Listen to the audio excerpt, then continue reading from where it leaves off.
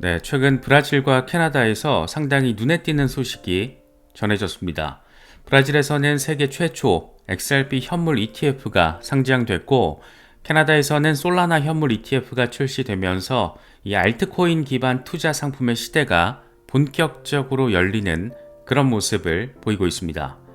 한편 미국에서는 한동안 이와 비슷한 움직임이 전무하거나 상당히 지지부진하다라고 할 수가 있는데, 비트코인 현물 ETF조차도 수년 동안 승인을 받지 못하고 질질 끌었었죠. SEC가 10여 년 동안 수십 차례 비트코인 ETF 신청을 거절하다가 2023년 법원 판결 등 압박에 못 이겨서, 다시 말해서 그레이스케일 소송에서 패소하면서 작년 1월이 돼서야 비트코인 현물 ETF를 마지못해 승인을 하기도 했습니다.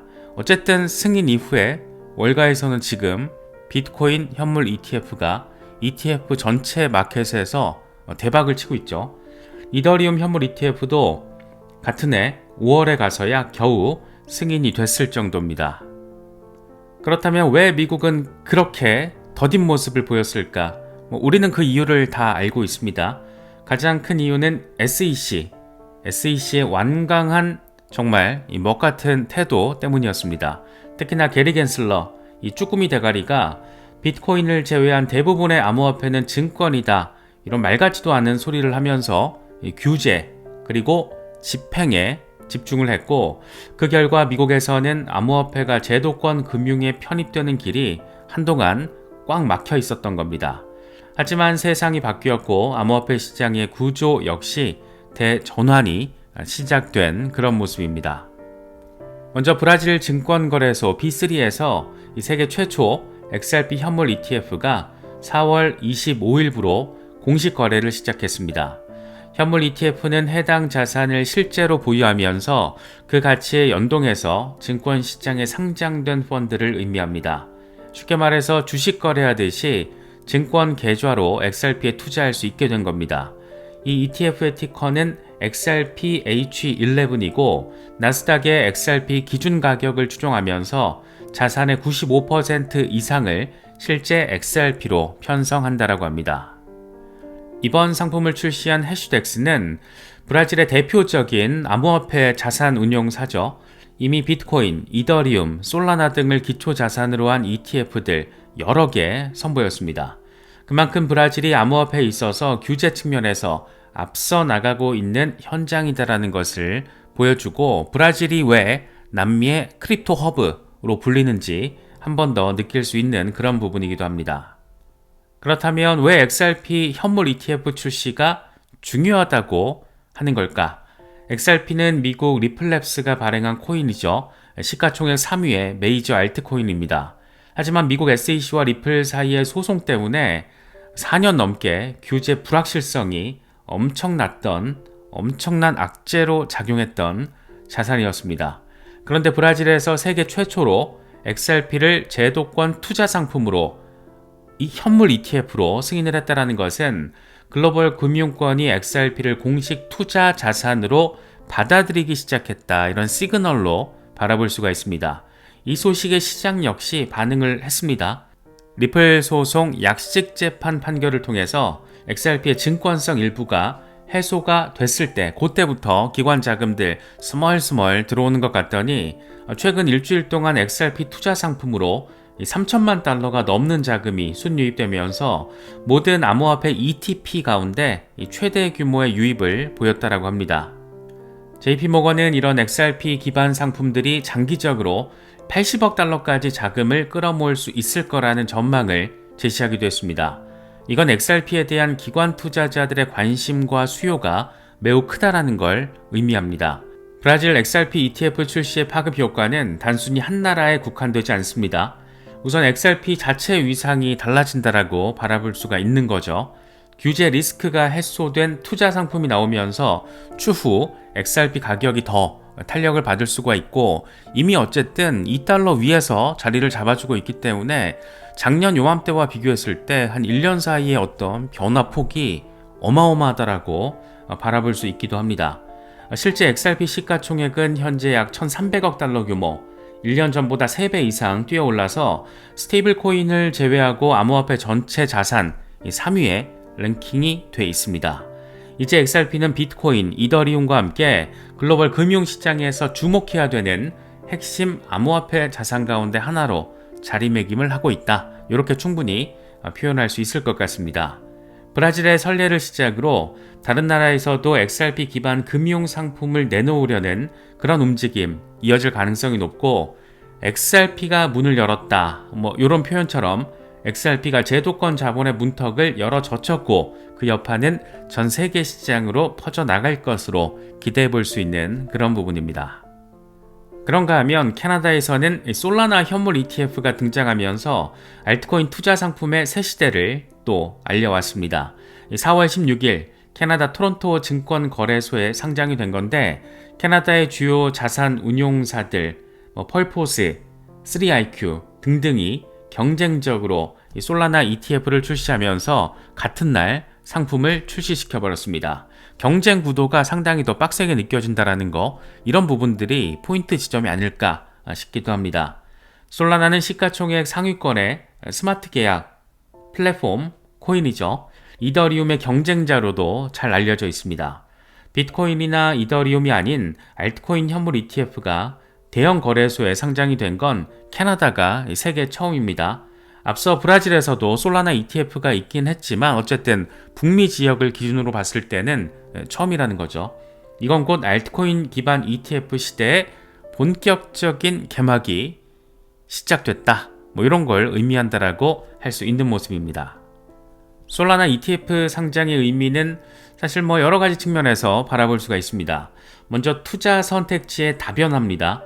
그동안 제도권에서 다룰 수 있는 암호화폐 투자 상품은 비트코인 아니면 이더리움 요 정도로 국한이 됐었는데, 이제는 솔라나 같이 비교적 신생 알트코인도 공식 투자 채널로 편입이 된 겁니다. 이건 투자자들이 포트폴리오를 분산하고 다양한 블록체인 프로젝트에 투자할 수 있는 그런 길이 열렸다라는 것을 의미합니다. 다음으로는 규제 수용 범위가 확대됐다라고 바라볼 수가 있습니다. 캐나다 증권 당국이 솔라나 ETF를 승인했다라는 것은 해당 알트코인의 신뢰도와 시장성을, 특히 이제 시장성과 신뢰도, 이게 중요한 키워드, 이런 것들을 인정했다라는 것으로 해석할 수가 있습니다. 이건 앞으로 다른 알트코인들, 예를 들어서 라이트코인, 헤데라 해시그래프, 도치코인, XRP 당연히 들어가고, 이런 것들도 순서는 누가 먼저가 될지 모르겠어요. 미국에서 XRP가 먼저 나올지 솔라나가 먼저 나올지, 라이트코인, 헤데라 같은 경우에도 분위기가 좋아서 뭐가 나올지는 모르겠지만 어쨌든 하나가 스타트 끊으면 순차적으로 현물 ETF 미국 시장에 등장할 가능성이 아주 매우 무척 지금 높은 상황입니다. 그래서 실제 업계에서도 솔라나, XRP, 라이트코인 이런 주요 알트코인들의 ETF, 현물 ETF 승인 가능성 상당히 높다라고 기대를 하고 있습니다. 시장의 반응도 긍정적이었습니다. 솔라나 ETF 출시 소식에 당일 솔라나 코인 가격이 4%대 급등을 해주면서 시장의 기대감을 반영했습니다. 최근 $100 밑으로 빠지면서 아슬아슬한 정말 무시무시한 모습을 보이기도 했었는데 다시 $150 위로 올라서는 모습을 보여주고 있는 겁니다. 솔라나 가격은 ETF 상장 직후에 $130 중반까지 곧장 솟아올랐고 일주일 동안 16% 넘게 상승을 하면서 이더리움의 주간 상승률을 앞지르기도 했습니다. 특히 솔라나 네트워크의 탈중앙화 거래소 덱스 거래량이 이더리움을 추월하는 등 솔라나 블록체인 생태계에도 활력이 다시금 돌고 있는 그런 모습입니다. 사실 캐나다는 이미 2021년에 세계 최초로 비트코인 현물 ETF를 승인했던 그런 곳이기도 합니다. 그런 캐나다가 다시 한번 솔라나로 선제적인 행보를 보이고 있는 건데, 이를 통해서 글로벌 암호화폐 ETF 경쟁에서 리더 위치를 공고히 하려고 노력하고 있는 그런 모습으로도 바라볼 수가 있습니다. 미국 등 다른 시장의 입장에선 캐나다의 이 같은 움직임이 당연히 압박으로도 작용할 수가 있을 겁니다. 남들은 솔라나까지 ETF로 내세우는데 정작 우리는 비트코인, 이제 이더리움까지 간당간당 왔구나, 이렇게 비교될 수 있기 때문입니다. 알트코인 현물 상품 시대에 막이 오른 지금 투자자들은 비트코인, 이더리움 말고도 다양한 여러 알트코인들의 ETF로 접근할 수 있는 그런 길이 열리고 있습니다. 암호화폐 투자 대중화가 한층 더 가속화된다라고도 바라볼 수 있는데 참 1년 사이에 판때기가 바뀌어도 참 많이도 바뀌었구나 이런 생각이 드는 건 정말 기분 탓만은 아닌 것 같습니다. 이제 미국 상황을 좀 짚어보겠습니다. 앞서 미국이 왜 답보 상태였나에 대한 원인으로 규제 당국의 먹같은 태도를 언급을 했는데 그 판을 바꾸는 결정적인 변화가 지금 일어나 버렸습니다. 2025년 미국 대통령 교체와 함께 SEC 위원장이 교체가 됐습니다. 바이든 행정부에서 강경 노선을 펼쳤던 쭈꾸미 대가리는 집에 갔고 이 폴 애킨슨 신임 SEC 위원장으로 취임을 했습니다. 폴 애킨슨은 과거 2000년대 초 SEC 상임위원을 지냈던 인물이고 규제 완화, 시장의 자유를 강조하는 성향으로 잘 알려져 있습니다. 암호화폐 업계에도 직접적인 플레이어로서 활동을 하면서 상당한 이력을 쌓았던 인물이기도 합니다. 트럼프 대통령의 지명 이후에 상원 인준까지 거쳐서 며칠 전에 공식적으로 취임을 했습니다. 폴 애킨슨은 취임 직후부터 암호화폐 친화적인 행보를 적극적으로 내보이고 있습니다. 무엇보다 지난 몇 년 동안 SEC의 정책을 강하게 비판하고 나섰는데 취임 이후 첫 공식 연설에서 현 SEC의 암호화폐 규제 환경이 시급히 손봐야 할 정도로 낡았다 이렇게 지적을 하면서 합리적이고 목적에 맞는 이 프레임워크, 규제 체제를 구축하겠다라고 선언을 했습니다. 특히나 인상적이었던 대목은 폴 애킨슨이 직설적으로 지난 몇 년 동안 SEC가 혁신을 억눌렀다고 인정한 그런 부분입니다. 불행하게도 지난 몇 년간 혁신이 시장과 규제 불확실성 때문에 눌려왔다. 그리고 그 불확실성은 SEC가 조장한 것이다. 이렇게 발언을 했습니다. 사실상 게리 겐슬러를 향해서 직격탄을 날린 멘트라고 바라볼 수가 있습니다. 쉽게 말해서 규제기관인 우리가 암호화폐 혁신을 가로막아왔다. 이런 걸 이제 공식적으로 시인한 것이기도 합니다. 미국 최고 규제기관의 책임자 입에서 이런 말이 나온 것 자체가 이례적이라고 할 수 있고 그만큼 이제 정책 기조를 180도 전환하겠다라는 강력한 신호로도 받아들여지고 있습니다. 구체적으로 이제 SEC는 어떤 변화를 보이게 될 것인가? 우선 규제 접근법에서 변화가 꽤 큰 폭으로 감지되고 있습니다. 이전까지 SEC는 일단 법 집행을 통해서 업계를 압박하고 나중에 규제를 논의하는 집행 위주의 접근을 선택을 했었는데 이게 참 낡아 빠졌죠. 이제는 규제 제정과 가이드라인 마련을 우선하겠다라는 입장입니다. 폴 애킨슨이 의회에서 암호화폐 관련 법안이 나오기를 기다릴 수도 있지만 기존 법령 안에서 SEC가 할 수 있는 일을 하겠다 이렇게 밝히기도 했습니다. 다시 말해서 의회 입법을 수동적으로 기다리면서 시간 끌지 않고 SEC 차원에서 기존 권한을 활용해서 규제 공백을 메우겠다라는 그런 적극적인 의지로도 바라볼 수가 있습니다. 이건 과거에 의회가 결정할 때까지 우리는 단속만 하면 된다라던 정말 같지도 않던 그런 태도와는 상당히 대비가 되는 부분입니다. 또 암호화폐 전담 라운드 테이블을 개최해서 업계 의견을 듣고 앞으로도 이를 통해서 특수 목적 브로커 딜러 제도 아니면 커스터디 규정 이런 것 등을 전면적으로 재검토하겠다라고 밝혔습니다. 한마디로 암호화폐에 맞는 새로운 규칙을 만들겠다 이런 얘기를 적극적으로 강조하고 있는 겁니다. 무엇보다 시장이 즉각 체감한 변화는 SEC의 집행 방향이라고 할 수 있습니다. 불과 1년 전까지만 하더라도 SEC는 코인베이스, 바이낸스, 리플, 크라켄 이런 굵직한 암호화폐 기업들을 상대로 줄 소송을 제기하면서 시장을 얼어붙게 만들고 우리의 마음이도 짜증투성이로 만들었었는데 새로운 리더십 체제가 들어선 이후에 SEC는 이런 소송들을 잇따라 철회하거나 중단하고 있습니다. 실제로 SEC는 최근 코인베이스, 제미니, 유니스왑, 컨센서스 이런 곳에 대한 조사나 소송을 잇따라서 취하했습니다. 작년까지 업계를 옥죄했던 여러 가지 법적 분쟁들이 일단락되면서 규제 리스크가 뿅뿅 해소가 되고 있는 겁니다.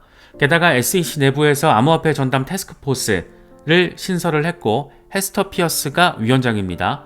소통 창구를 마련하는 이런 대화, 조율 이런 의미 있는 태도를 보이고 있습니다. 한 SEC 관계자는 올 한 해 처리해야 될 암호화폐 ETF 신청만 70개가 넘는다라고 밝혔는데, 포레킨슨 위원장은 이걸 혁신의 우호적인 방향으로 하나씩 검토하겠다, 이런 의지를 내보이고 있습니다. 정리하면 미국 규제 당국의 분위기가 완전히 바뀌었다라는 것이고, 강압과 지연에서 포용과 규율 정립으로 기조가 전환됐다. 이건 암호화폐 시장의 수건이었던 제도권 편입을 엄청 빠르게 앞당기는 결정적인 계기가 되고 있다. 이렇게 정리할 수 있을 것 같습니다. 이 같은 규제 환경 변화 속에서 가장 뜨거운 이슈 가운데 하나는 XRP 현물 ETF 승인 가능성입니다. 브라질에서 세계 첫 XRP ETF가 나왔지만 정작 미국 투자자들은 아직 XRP ETF를 접할 수가 없는 상황입니다. 하지만 여러 상황적인 이런 정황들을 볼 때 미국에서도 XRP ETF 승인에 청신호가 켜지고 있다라고 해석되고 있습니다. 무엇보다 대형 금융 플레이어들의 준비 움직임이 상당히 뚜렷한데, 지금까지 10곳 넘는 자산 운용사들이 XRP 현물 ETF 신청서를 SEC에 제출한 것으로 전해지고 있습니다. 작년 10월에 미국의 암호화폐 투자사 비트와이즈가 최초로 XRP ETF 신청서를 낸 것으로 시작을 해서 21shares, 위스덤트리, 코인쉐어스, 그레이스케일, 프로쉐어스 등등 여러 유명 운용사들이 줄줄이 XRP 현물 ETF 출시 의사를 밝히고 서류를 제출했습니다. 최근에는 프랭클린 템플턴 같은 전통 금융 대형사까지 가세해서 2025년 3월 기준으로 XRP 현물 ETF를 신청했습니다. 프랭클린 템플턴은 XRP ETF를 CBOE, BZX 거래소에 상장할 계획이고, 코인베이스를 XRP 커스터디 파트너로 지정하는 등 이미 구체적인 청사진까지 제시했습니다. 다음으로는 선물 시장 측면에서도 그 진전을 짚어보면 좋을 것 같습니다. 미국 파생 상품 시장의 거인 CME 그룹이 5월 19일에 XRP 선물 상품을 출시한다라고 예고를 했습니다. CME는 이미 올해 3월에 솔라나 선물을 상장한 데 이어서 XRP까지 선물 라인에 추가하면서 비트코인, 이더리움 말고 주요 알트코인 파생 상품을 속속 내놓는 전략을 취하고 있습니다. CME의 선물은 현재 ETF 승인에 간접적인 영향을 주는 요소라고 표현할 수가 있고, 조금 더 직설적으로 표현을 하면 전조 단계다 라고도 말할 수가 있을 것 같습니다. 왜냐하면 SEC가 그동안 현물 ETF를 허가하지 않을 때 늘상 문제 삼았던 게 시장 감시 아니면 조작 방지 이슈, 이런 것들이었는데, CME 선물 시장이 존재하면 이를 통해서 가격 투명성과 감시가 가능해지기 때문입니다. 그만큼 꽤 큰 의미부여가 가능하다라는 거죠. 실제로 SEC가 비트코인 현물 ETF를 승인하게 된 것도 CME 선물 시장과의 감시 공유 체계를 인정했기 때문이었습니다. 이제 XRP도 CME 선물이 생기는 만큼 SEC가 반대할 명분이 하나 줄어든 것으로도 바라볼 수가 있습니다. 게다가 선물 시장 등장 자체가 기관들의 수요가 충분하다라는 방증이기도 하죠. CME 측도 비트코인, 이더리움 말고 다른 토큰들에 대한 관심이 커지고 있어서 여러 가지 도구를 제공하려는 것이다 라고 설명을 했는데, 실제 보고서들을 보면 최근 몇 달 동안 XRP와 솔라나의 기관 자금 유입이 활발하고 ETF 신청 러시도 이에 따른 거라고 얘기가 되고 있습니다. 마지막으로 법적 리스크 해소 얘기하지 않을 수 없겠죠. XRP에 대한 SEC와 리플랩스 간의 법적 분쟁이 최근 사실상 종결이 됐다라는 그런 부분입니다.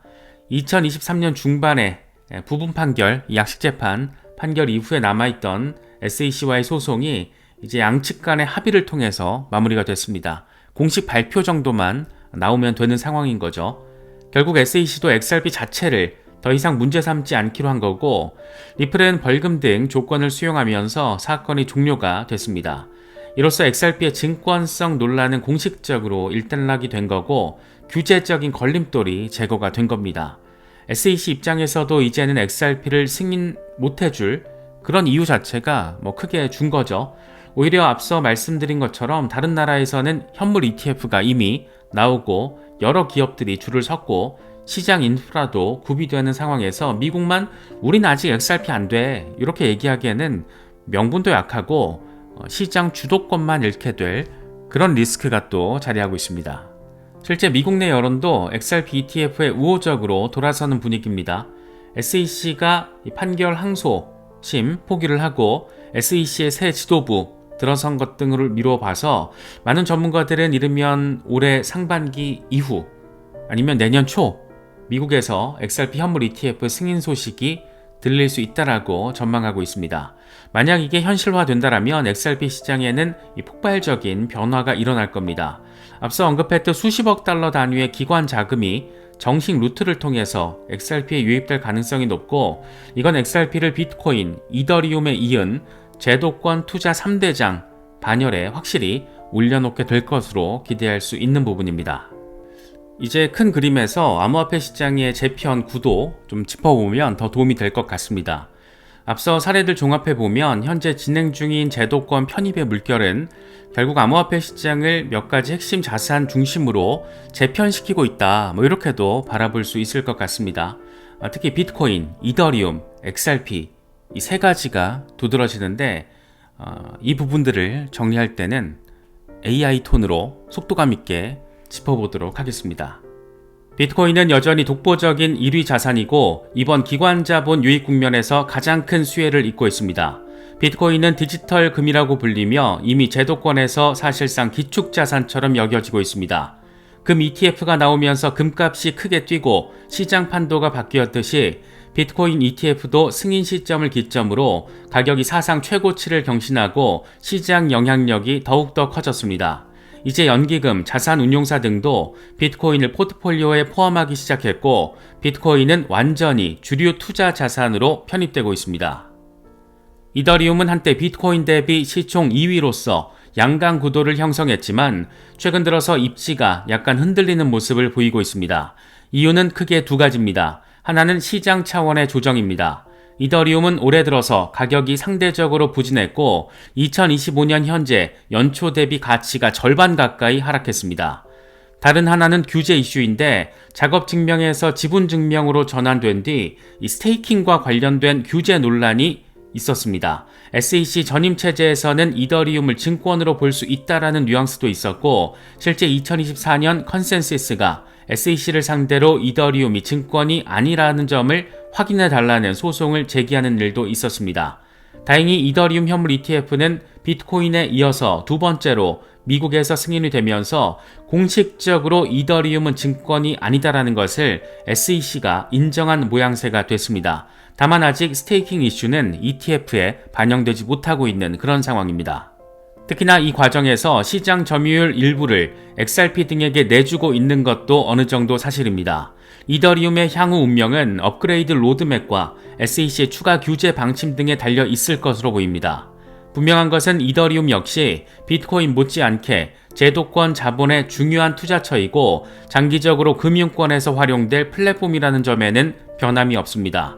현 시점에서 약세를 보이곤 있지만 여전히 시가총액 2위로서 건재한 모습을 확인하고 있고 기관 투자자들도 비트코인 다음으로 이더리움을 기본적으로 담아가고 있는 그런 추세입니다. 다음으로는 최근 관심도가 크게 높아진 XRP입니다. XRP는 앞서 자세히 다뤘듯이 규제 리스크 해소와 함께 가격, 시총 상승, 그리고 신규 투자 상품 출시, 이 3박자가 맞아떨어지며 제2의 전성기를 구가하고 있는 모습입니다. 일각에서는 2017년 불장 때처럼 시총 2위까지 올라가는 것 아니냐는 기대도 나오고 있습니다. 실제 수치로 보면 XRP는 현재 암호화폐 전체 시총 4위로 평가받고 있지만 만약 미국에서 ETF가 승인되고 더 상승 탄력이 붙는다라면 이더리움까지도 위협할 수 있을 거라는 전망도 나오고 있습니다. 네, 다시 평소 톤으로 정리를 해보겠습니다. 결국 중요한 건 질적 변화라고 할 수 있습니다. XRP가 이제 더 이상 증권인가 아닌가 이런 법적 논란 대상이 아니라 제도권에서 인정한 투자 자산으로 격상됐다라는 게 중요한 거겠죠. 앞서 언급했던 것처럼 SEC 신임 위원장까지 암묵적으로 XRP에 등을 돌렸던 이전 결정을 철회한 것이나 다름이 없고 CME 선물 출시나 또 여러 ETF 대기 중인 상황은 XRP를 비트코인, 이더리움과 어깨를 나란히 하는 그런 위치로 올려놓고 있습니다. 현재 글로벌 자금 흐름을 보더라도 비트코인과 이더리움에 이어서 XRP로의 쏠림이 어느 정도 선명해지고 있는 모습이기도 합니다. 올해 들어서 비트코인이 살짝 주춤하고 있을 때 이더리움은 하락세를 보인 반면 XRP는 소폭이나마 상승을 유지한 게 그 증거라고 할 수 있습니다. 어쨌거나 저쨌거나 시장이 빡세게 조정받는데 XRP가 2달러를 유지한다는 것은 상당한 의미부여가 된다는 거죠. 기관 투자자 입장에서도 비트코인, 이더리움, XRP 정도는 가져가야 이 포트폴리오 균형을 맞출 수 있다. 이런 인식이 퍼지고 있는 모습입니다. 요컨대 암호화폐 시장이 비트코인, 이더리움, XRP 이 3강 구도로 재편되고 있다라는 분석. XRP 커뮤니티에서는 여기서 한 발 더 나아가서 비트코인과 XRP 양강 구도 이야기할 때도 있는데 사실 좀 더 일반적인 관점으로는 이더리움과 XRP가 알트 대장급으로서 비슷한 역할을 하게 될 가능성 요걸 수준으로 놓고 3강 구도를 상정하는 게 좀 더 일반적인 관점에 가깝지 않을까 생각되기도 합니다. 물론 이 세 개 말고도 여전히 수많은 코인들이 있고 각자의 내러티브가 있습니다. 이 제도권 자본과 규제 당국의 시선이 향하는 곳은 이 상위 세 개의 자산에 집중되고 있다라는 거, 요게 차별점이겠죠. 실제로 블룸버그의 ETF 애널리스트 제임스 세이파트는 현재 신규 신청된 암호화폐 ETF들의 구성을 보면 발행사들이 마구잡이로 쏘아 올려서라도 신임 SEC 위원장이 뭔가 승인해 줄지를 시험하고 있다. 이렇게 평가를 하면서 결국 승인 가능성이 높은 건 시총 상위의 몇몇 코인에 불과할 것이다. 이런 전망도 제시하고 있습니다. 이 말대로 승자의 집중화 현상이 나타날 수도 있습니다. 어떻게 보면 이건 규제가 시장 판도를 선정하는 측면도 있다고 할 수 있겠죠. 어느 자산의 규제 리스크가 해소되느냐에 따라서 돈이 몰리고 그렇지 않은 자산은 뒤처질 수밖에 없을 겁니다. 그런 점에서 2023년에서 2025년 사이 규제 드라마를 거치면서 비트코인, 이더리움, XRP 이 세 개는 일단 합격점을 받았다 이렇게 표현할 수가 있고 이제 남은 알트코인들도 누가 다음 차례로 제도권의 문턱을 넘을지 경쟁하는 그런 모습입니다. 특히나 XRP의 약진은 주목할 필요가 있습니다. 불과 몇 년 전만 하더라도 리플사는 소송으로 존폐 기로에 서 있었고 XRP는 거래소 퇴출까지 겪으면서 엄청 빡센 암흑기를 보냈습니다. 이건 우리가 다 같이 보냈기 때문에 누구보다 잘 공감할 수 있는 부분이죠. 하지만 지금은 리플사의 사업 확장과 더불어서 XRP의 활용 사례도 많이 늘고 있고 은행 등 전통 금융권과의 제휴도 활발합니다. 이런 펀더멘털 측면의 성장 그리고 규제 측면의 명확성이 맞물리면서 XRP는 이제 글로벌 주요 암호화폐 자산 탑3 후보로 부상했다라고 할 수가 있습니다. 앞으로 비트코인은 디지털 금, 이더리움은 디지털 금융 인프라, XRP는 국제 송금과 금융 네트워크 토큰 이런 식으로 각자의 강점 그리고 각자의 영역에서 3대장 역할을 하며 시장을 이끌 가능성도 거론되고 있습니다. 물론 변수가 없는 건 아니죠. 예를 들어서 이더리움의 업그레이드 성과나 XRP의 추가적인 사용처 확보, 비트코인의 난이도 조정이나 반감기 이벤트 이런 여러 가지 것들이 호재나 또는 악재로 작용할 수가 있습니다. 하지만 큰 흐름은 이 세 자산 모두 과거와 비교할 수 없을 정도로 제도권의 깊숙이 편입되고 있다는 겁니다. 2020년대 초반까지만 하더라도 암호화폐는 주류 금융과 벽이 있었던 외부 자산이었지만 이제는 ETF를 통해서 주식 계좌로 편입되고 월가의 투자 포트폴리오에 자리 잡는 내재화된 자산이 돼가고 있습니다. 그만큼 제도권의 대전환이 이루어지고 있는 거고 이런 격변기일수록 판을 잘 읽는 게 중요할 겁니다. 시장에서는 흔히 규제가 불확실성을 해소하면 엄청난 자본이 들어온다 이런 말이 있습니다. 지금 우리가 그 현실화를 보고 있는 거고 따라서 투자자 입장에서는 어떤 코인이 규제 혜택을 받을지 또 어떤 프로젝트가 제도권의 선택을 받을지 이걸 잘 판단을 해야 하는 그런 때이기도 합니다. 게임의 룰이 바뀌고 있기 때문이죠. 옛날에는 무법지대 같은 그런 특성들이 있어서 암호화폐 시장에서는 기술력이나 민파워로 승부를 봤다라면 이제는 합법성, 제도권 편입 여부가 승사를 가를 수도 있습니다. 오늘 이야기를 나눈 비트코인, 이더리움, XRP는 그런 면에서 한 발 앞서 나간 사례이고 반대로 아직 SEC에 찍혀 있거나 규제 이슈를 해소하지 못한 코인들은 상대적으로 자금 유입이 정체될 가능성이 높을 겁니다. 그래서 판을 읽어라 이런 말은 투자 세계에서 늘상 통하는 격언이지만 지금 같은 규제 환경이 급변하는 시기에는 특히나 더 중요한 조언이 아닐까 생각됩니다. 규제는 곧 돈의 흐름을 좌우합니다. 정부와 기관 투자자의 움직임을 면밀히 살펴서 어디에 길이 열리고 또 어디에 벽이 생기는지 파악을 해야 한다는 거죠. 다행히도 암호화폐 전체로 보면 이번 규제 완화, 이 편입 기조는 호재라고 할 수 있습니다. 2025년 지금 우리는 이전과는 전혀 다른 새로운 암호화폐 시장의 문턱에 서 있습니다. 이 규제와 제도권 자본이 만들어낼 새로운 생태계에서 지난 10년간의 암호화폐 황금기를 이끌었던 룰과는 또 다른 룰이 작동할 것 같습니다. 투자 기회 그리고 위험의 양상도 달라질 거고, 하지만 변하지 않는 원칙도 있을 겁니다. 기술 혁신과 가치 창출, 이 본질은 여전히 중요하겠죠. 이 규제가 풀린다고 해서 무작정 다 잘 되는 건 또 아니니까 오히려 이제는 실질적인 가치를 증명한 그런 프로젝트들만 살아남고 거품은 꺼질 수도 있을 겁니다. 그렇기 때문에 우리는 조금 더 안목을 정교하게 다듬어서 시장을 통찰하는 그런 능력을 키워야 하지 않나 생각이 되기도 합니다. 네, 이번에 준비한 영상 여기까지인데 여러 가지 소식들 잘 참고하실 수 있으면 좋겠습니다. 영상이 도움이 되셨다면 구독과 좋아요 부탁드리겠습니다. 여러 가지 상황들 잘 챙기시면서 안정적인 투자 전략 잘 세우실 수 있으면 좋겠습니다.